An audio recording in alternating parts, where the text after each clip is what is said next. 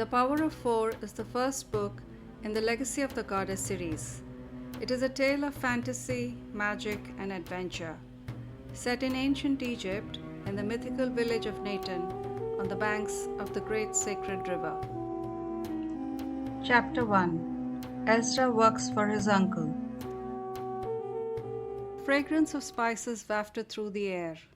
It was the scent of cinnamon, cloves, pepper, brewing with tea leaves in kitchens. Ezra took a deep breath. This was the typical smell of early mornings in Neten. As he hurried on the narrow cobbled path, he often went for work at dawn. There was a slight chill in the air. Birds had started to sing. The sun was slowly rising on the eastern skies. Soon it will rise high in its full golden and orange glory, and clear gently the mist hanging in the air, as if removing the veil from the eyes of the seeker. As the golden rays of the sun caught up with Ezra, he stopped to take it all in.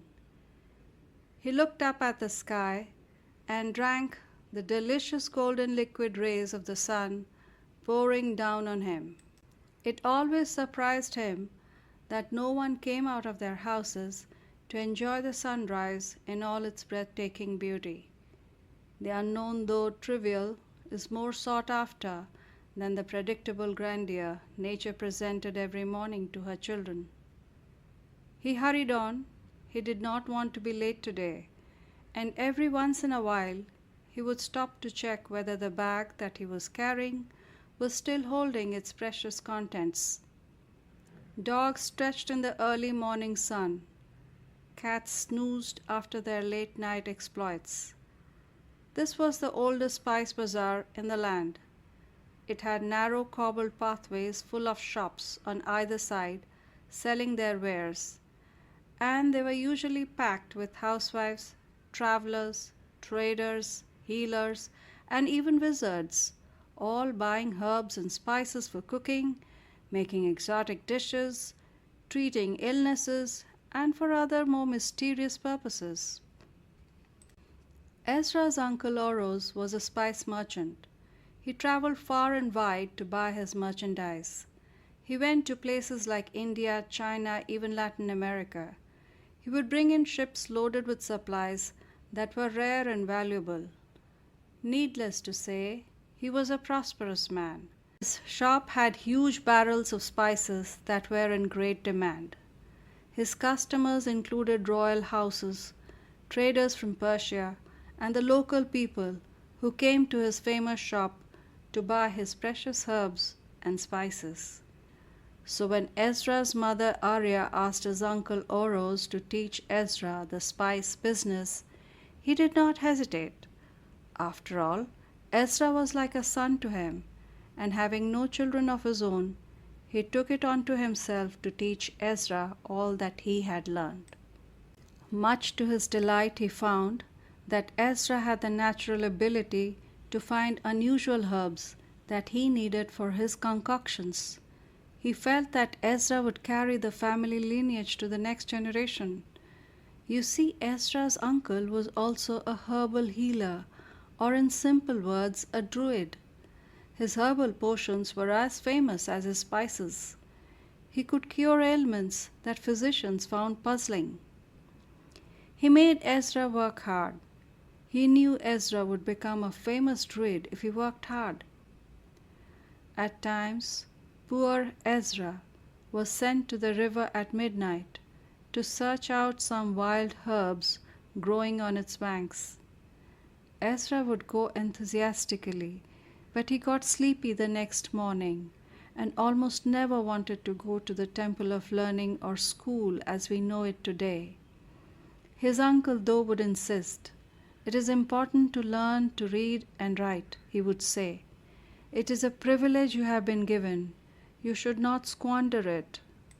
So Ezra went to study, but most of the time was called out by his teachers for daydreaming. All he wanted to do was sit and hear the water lapping softly on the banks of the river. The river that flowed through their small village was sacred to its inhabitants. They called it the Great River. The water from the river was used for growing their crops and for their daily living. Ezra loved to go to the river banks and enjoy the cool breeze that blew gently on his face and watch the river flow past their village. One time no one could go near the river was when annual flooding took place. It held a special place in the hearts of the inhabitants of Neten.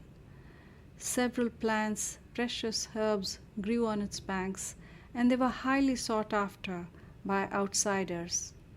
Even the fertile black mud on its banks was said to have medicinal properties.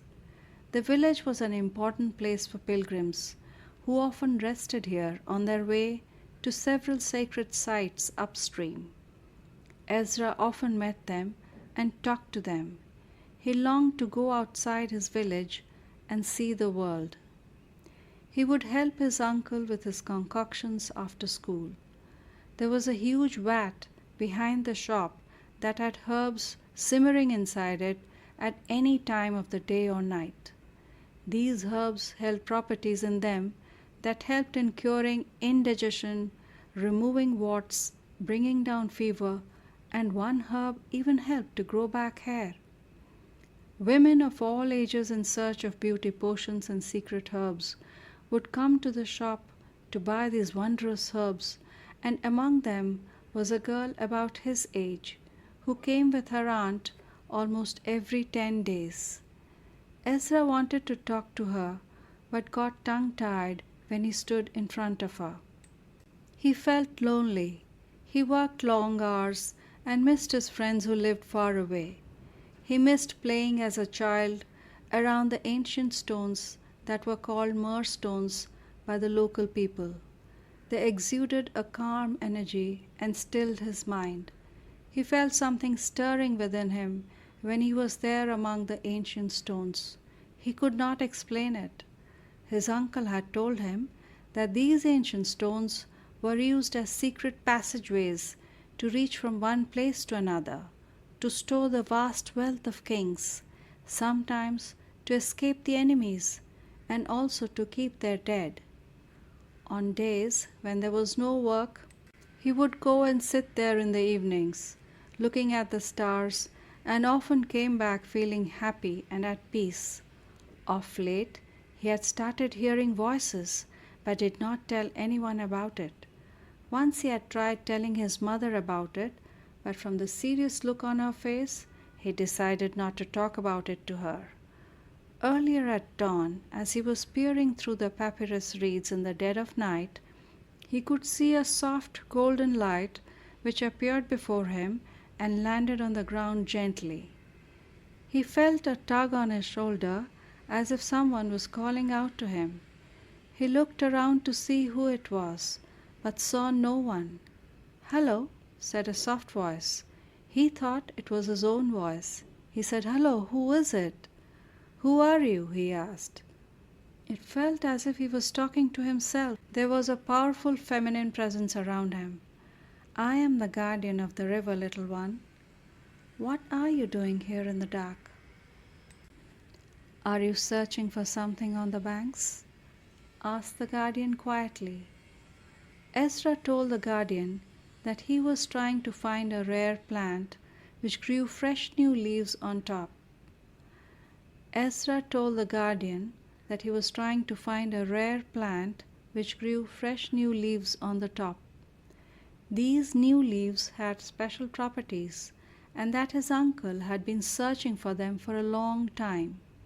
He had to cut the leaves with a special sickle so as not to hurt the plant, and that too at the break of dawn, and not a moment before that. The guardian sighed softly. "Everyone is searching for those plants." She told him to go upstream. Ezra moved instinctively south, and when he stopped, he could not believe his eyes. There they were, glistening in the dark. They looked truly magical, he thought to himself, as he bent over them. He waited for the first ray of sunlight to hit the water, and at the right moment he bent over the plant and prayed as he had been taught, seeking permission from the plant to cut the top leaves. He took out his black obsidian sickle. His uncle had made him practice cutting with it for days till he had perfected the skill. He felt the plant telling him which leaves to cut and which to leave untouched. He carefully cut just enough and left the rest. He gathered them and put them gently in a soft cotton bag which he had slung across his shoulder. As he thanked the plant and started to leave, he saw that the plants had already grown back their top leaves. Really, really mysterious, he thought to himself. I must tell uncle about it. He suddenly remembered the voice and asked, Are you still there, big sister guardian of the river? He could not remember her title. She laughed softly. Yes, she replied. The sun was rising from the eastern side. He bid goodbye to the voice. Thank you for helping me to find the leaves, said Ezra, and hurried back to his uncle's shop. He knew his uncle would be waiting for him, and so he was. Sipping his morning tea, his uncle asked, Did you get it? Yes, replied Ezra, as he showed the contents of the bag to his uncle. His uncle was impressed. This boy is truly special. He has completed a difficult task. He thought to himself. Did anyone help you find these leaves? Asked his uncle. No, replied Ezra, shaking his head, afraid to talk about the voice. His uncle will ask a lot of questions. He didn't want that, so he did not mention the voice. Thank you for listening. This was a chapter from The Legacy of the Goddess, Power of Four. Tune in every Friday for a new chapter. You can also buy the whole book right now. Visit legacyofthegoddess.gumroad.com to buy The Power of Four in both written and audio format, as well as a special discounted bundle.